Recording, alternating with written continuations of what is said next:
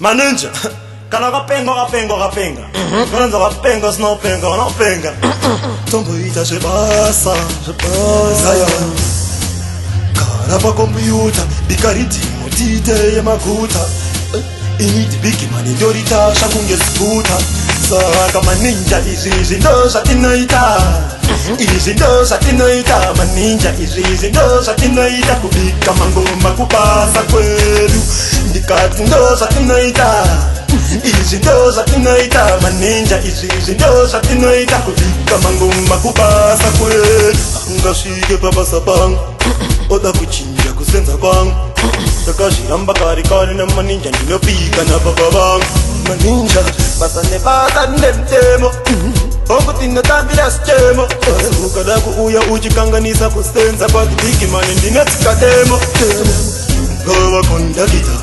Tiraiva kana makanika Soja kana ofisa Anokufiringa mabasa pakobisa majiza Ngawa kondakita Tiraiva kana makanika Soja kana ofisa Anokufiringa mabasa pakobisa majiza Arikuzama kundiwisa pasi Asi handi funduka zina kutanga nasi Rangalira kumbira peranda pinda hingira Ndikondi nyumba asi iwe piri papinasi Ingo paisa mangoma Kubahara zendi chibudaka toba Arikuzama kundipunzira pasi patiniki sindengedenga Ndipendaka tona Saka maninja izizi ndoza tinaita Izi ndoza tinaita Maninja izizi ndoza tinaita Kubika mangoma kupasa kwelu Ndikati ndoza tinaita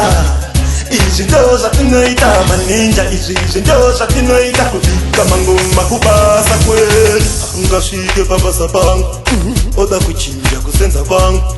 Takashiramba kari na maninja Ndinopika na baba bangu Maninja basane mtemo Ongo tina tambila schemo Asi ukada kuuya uchikanganisa kusenza Kwa kibiki mani ndinatika demo Ngawa kondakita Tiraiva kana makanika Soja kana ofisa Anokufiringa mabasa pakobisa majiza Ngawa kondakita Tiraiva kana makanika Soja kana ofisa Anokufiringa mabasa pakobisa majiza Marikuzama kundiwisa pasi Asi handi funduka zina kutanga nasi Rangalira kumbira peranda pinda hingira Ndikondi nyumba asi iwe papinasi Ingo paisa mangoma Kubahara zendi chibudaka toba Marikuzama kundipunzira pasi patiniki sindengedenga Ndipendaka tona Saka maninja izizi ndoza tinaita Izi ndoza tinaita Maninja izizi ndoza tinaita Kubika mangoma kupasa kwelu Ndikati ndoza tinaita